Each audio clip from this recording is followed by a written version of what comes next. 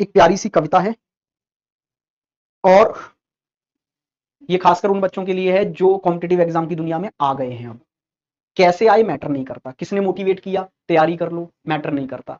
लेकिन जब आप इस फील्ड में आ ही गए हो और तैयारी में लग गए हो तो आपके लिए मेरे भाई एक दो लाइनें सुना देता हूं।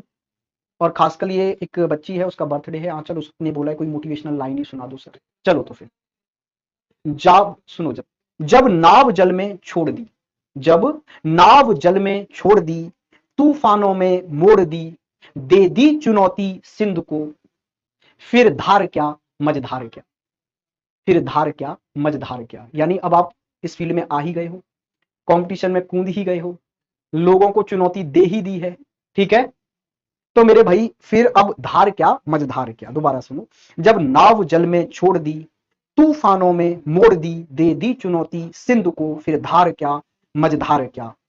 संसार का पी पी गरल, गरल मीन्स होता है जहर, संसार का पी पी गरल जब कर लिया मन को सरल, भगवान शंकर हो गए, फिर राख क्या श्रृंगार क्या, धार क्या मझधार क्या।